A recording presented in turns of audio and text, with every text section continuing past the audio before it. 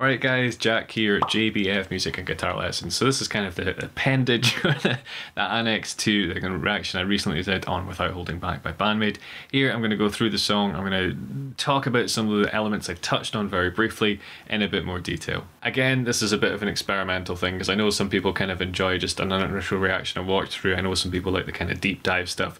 So I'm trying to, instead of cater for everyone in one kind of video, I'm trying to sort of split into a few different things. Which if everyone just hates, then let me know and I can always revert back. Okay, right off the bat we had a really cool production trick here, so I'm going to play this and try and break down what's happening a little bit, right? So if you've watched lots of the Bandmaid videos I've done, if you want to check them out, I'll put the playlist up there. But you might recognize this as being the high pass filter, which I believe they used on the start of Cradle. So it sounds what it's like. It lets all the highs pass, so you get this really kind of trebly, tinny sound. In fact, I can do a very quick example on the guitar of a high pass filter without derailing things too much. So let's go for a slightly cleaner tone. What I want to do is bring in an EQ pedal. So an EQ is like, you probably have it on like your hi-fi or your computer, whatever, the treble, middle, bass. This kind of yellow line that you can see here has got the frequencies on it. So it's got 200 hertz or 20 hertz down at the bottom and then 20,000 up at the top. So that's roughly the range of human hearing. So what a high pass filter will do is it will take the highs and allow them to pass and block off the lows. Okay, so I think I've managed to make the mouse pointer visible, hopefully without stopping the recording, otherwise this will be a total nightmare for me to sort out. But here you can see that it's got this 20 hertz, right? This is frequency 1. So basically what I'm going to do is control where this yellow line is, and what this is going to do is let certain frequencies through or stop them. So full frequency, got all the lows, all the highs. If I move this knob all the way up, we're going to get the most extreme examples. This is going to be quite tinny. Right, thinner sound. Again, if I put it all the way down, you can probably hear this as kind of like a kind of rich and fullness to the sound. So rather than being as extreme as that, what a high pass filter might do is just kind of maybe be somewhere around here. So things are going to be a bit tighter, a bit sparklier, a bit more kind of shiny, but not quite as abrasive as it being all the way up there. Now, on guitar in general, what you tend to do is actually cut probably somewhere around, I don't know, 50 or 100, because the low end on guitar isn't that necessary. If you've got a bass guitar in there, it's going to fill that out, so you don't want to step on their toes too much. And also, particularly if you're playing lead, you can sometimes get away with these really quite extreme cuts, maybe even up at kind of 200 or 300, because again, you don't really want that unnecessary low end in when you're doing all the kind of high biddly, you know, kind of stuff up there. Okay, so it was about 1 second into the song and we managed to extrapolate all that from what's going on, and I haven't even talked about what she's playing, which is a kind of like funky little diddle here. Yeah, and then the cool production trick. Okay. Right, so it goes dun dun dun dun dun dun. Right, so what she's got is this kind of fourth dyads, you call them, and hammering them on. So on, I believe they're going to be down a tone lower than here. It might be like drop C or something like that, or it might just be D standard. But I'm in standard tuning here, so I'm going to be playing on the 5th fret on the D and the G strings, with the first finger barring that across, right, and then hammering onto the 7. That's how you get that kind of funky sound.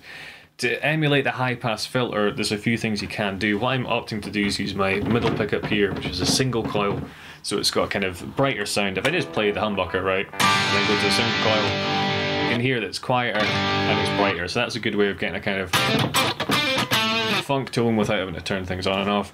If you just got humbuckers, you can stay on your bridge, but roll your volume down if you've got a treble bleed like I do in this one, which again, it lets the kind of treble bleed out, so you get that kind of funky sound. Or just turn the gain down and you play that and hammer on.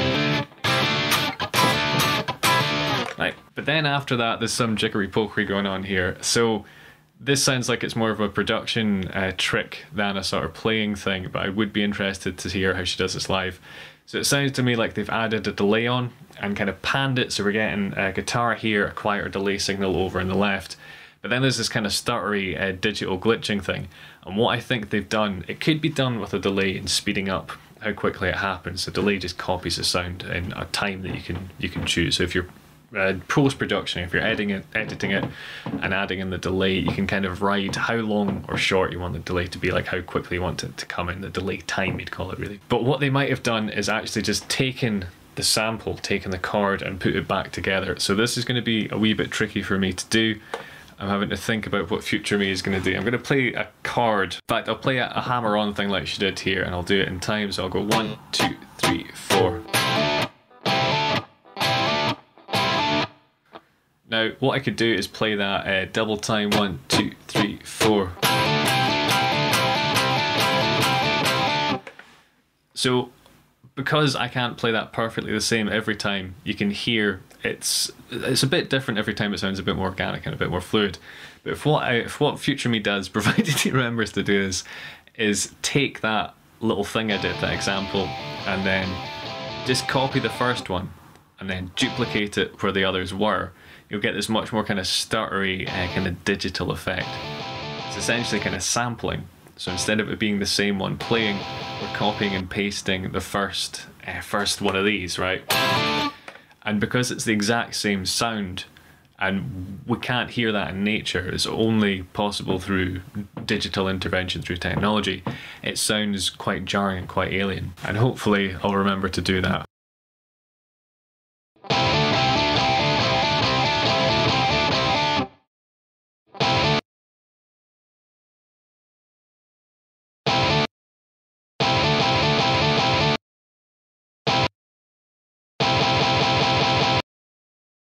Okay, so 2 seconds in. Let's see how deep we can go down the rabbit hole here.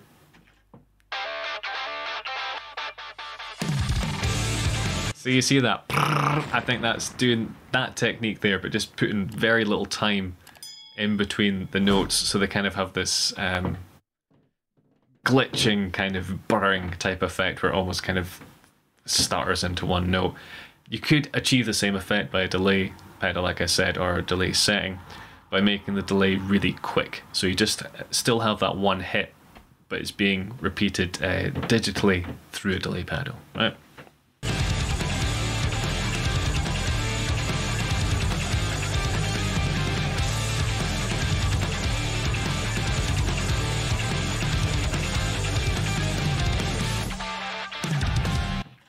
There we had some cool things going on with boom, boom, boom, boom, boom, boom. Again, there's a kind of cool stereo enhancer going on, so the guitar isn't just here, it's being kind of featured in the left speaker with a slight, tiny delay on it. So it sounds great.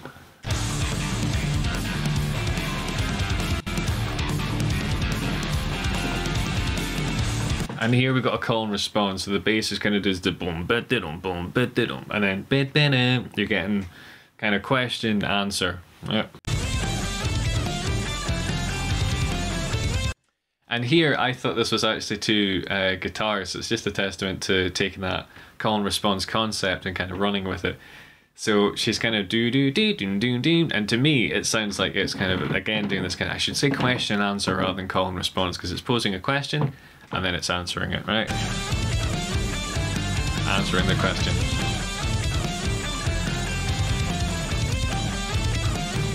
Because typically when we ask a question we go up, and when we answer a question we sometimes come down, right? Oh, that was a cool bit, right? So you might notice there, when she kind of slid down, she did this, putting the pick in the mouth. Pretty essential if you're doing a tapping lick and you don't like pick cradling. Tiny, tiny little details, but it's all these little things that you kind of take for granted if you don't put it under the microscope, right?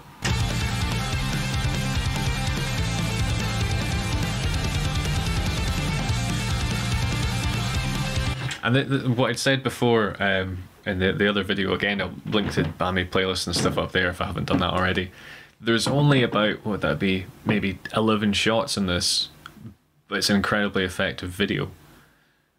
Also, the drum mat here, like there's a carpet under the drums, that's probably to stop them moving forward. Every time you kick a kick drum, that big bass drum, there is a potential for it to move forward if it's not secured to the ground, particularly if it's on a hard floor like that. If you've ever gigged in pubs or any kind of ballrooms or things with like a hard, smooth floor, you very quickly learn that you need to bring out a carpet for your drummer, or have some sort of way, even just a brick, to put in front of the kick drum to stop it moving forward. It was a gig I had many moons ago where we got one of our mates to just sit in front of the kick drum.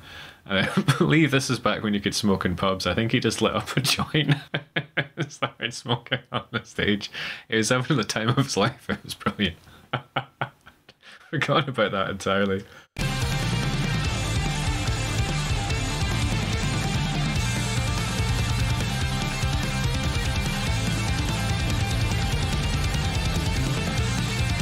So here I talked about, it sounds like there's double tracking going on to me. So I think one guitar is playing power chords, so that would just be like your root, your fifth, and the root an octave higher.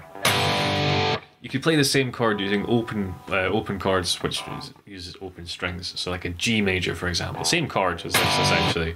But instead of playing it like that, we can play it here with the open D, open G. Then I like to go 3rd fret on the B, 3rd fret on the E, because it makes it a bit heavier than if you play the open B string. It's a tiny difference.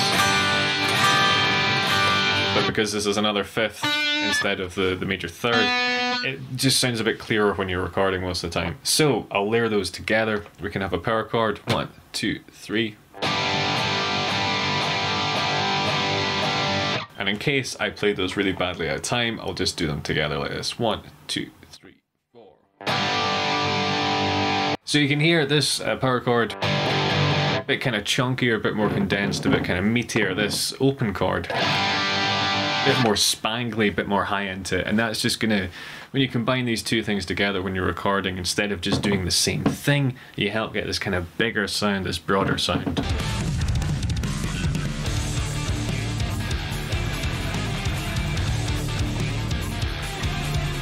And this is a bit cool as well, because rather than it just being, I thought I heard something like this going on in the first verse as well, but I might be mistaken. Instead of it just being the question answer, you've got a 3rd guitar doing this kind of octaves in between. So it becomes more of a conversation than just a kind of, you know, two-way street, which is really nice. And then what are the bass and drums doing? Let's listen to that.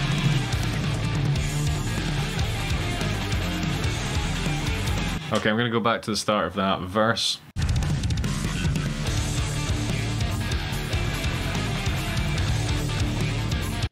So the drums kind of that doom doom doom doom doom doom. So it's kind of locking in, kind of reinforcing the rhythm, but also it's staggered notes, so like dotted notes. Okay, so it doesn't feel as straightforward as a kind of dance 4 on the floor type beat, right?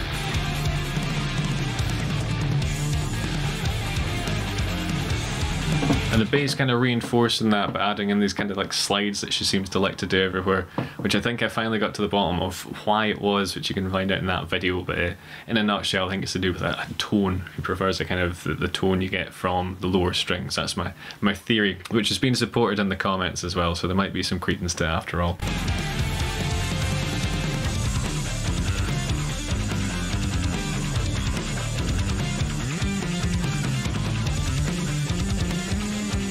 And here essentially we've got a bass solo, so the guitar is just doing this kind of funky rhythm thing, which has got enough groove that's interesting, but it's not doing anything too fancy as to overshadow the bass, which is very easy to do because bass is lower. It's kind of harder to hear the solos, so generally speaking a band needs to keep things more static or bring the dynamic down to let a bass solo kind of pop out. Something like the Queens of the Stone Age, No One Knows solo, great example. Everything just stops. It has that big do do do do do do do do do do do do, and then everything stops and down to the bass doing the kind of, what is it? And it just means it really cuts out, it really pops out there. Okay.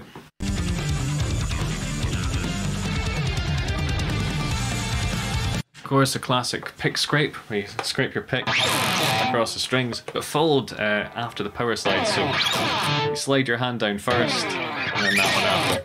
I think it's really cool. Rather than just doing a pick scrape, you get this extra, and you can keep going. You know, it's a kind of prop for 80s thing. Just excellent little rock and roll nods here.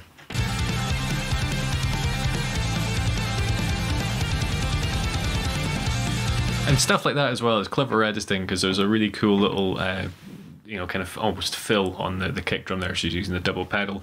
And because they used the shot that was at the feet there, so we could see that happening, your brain goes, oh yeah, and you register it more. So it's just really slick, effective, simple editing for like a really quite effective video. Probably more so than it deserves to be for how straightforward it is, but there you go.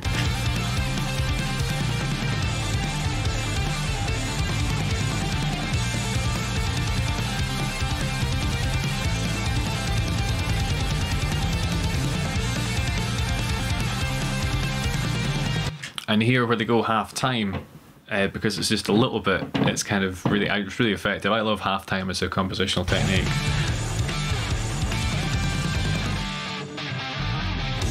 So the na-na-na-na-na-na, that's suggesting a different mode, this kind of Spanish Phrygian mode, right?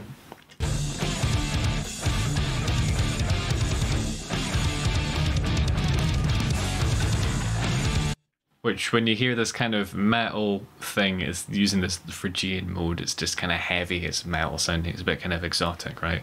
I quite like the power stand she's doing here, this kind of pose for the bass playing as well, which is cool. And another sort of bass solo, yeah, nice.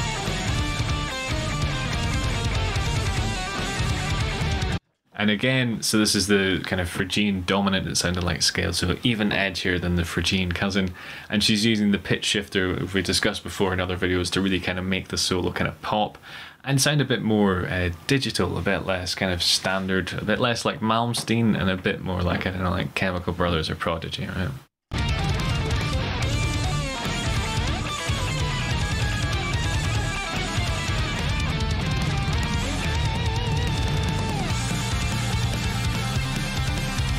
Then, in fact, let's talk about that. Well, because there's a change in feel there, so let's break down what's happening. So you can kind of just hum the note.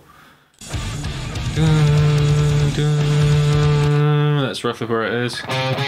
D, so we're probably in D for G, or for G dominant. So that's our tonal center just now. Just kind of. Yeah, so even if you just kind of like pick out a lick from the solo, that suggests D for G and soloing in D for G and dominant.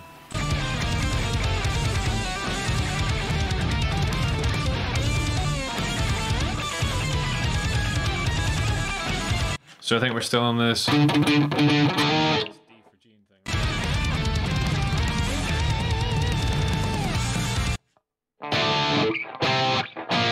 Okay, so what we've done is we're probably still in D, but what we've done is modal interchange, I think. So they're probably going to go up. That's a B flat. It'll probably be a C next.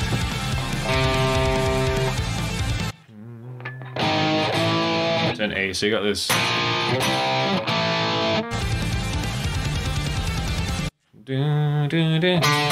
Cool. So your chord progression is you got a B flat, a C, an A, to a D.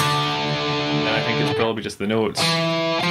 E to F sharp. E to F, sorry. It could be power chords, but I'm just playing single notes. So what they've done here, modal interchange, the fancy term that I threw about, we're still in D minor. But rather than using this set of notes, that Phrygian thing sounds a bit Spanishy, we're using this set of notes. And if you're like, Jack, mate, those are the same notes. Yeah, you're not far wrong. There's one note difference. So instead of it being, which is Phrygian, Aeolian's kind of like. So it's still dark, but not quite as dark sounding. One note difference between them, so very easy to change between them in terms of the keys they're from. There's one note different, but the tonal center remains the same, so it's really quite flawless. So you're kind of going from a 4 chord to a 5, down to a 3, up to that 6 chord, which is our new kind of tonal center, then just a 7th by itself, up to the tonic. You could think of this in the minor key. I always just think of things in major because it makes theory easier for my brain.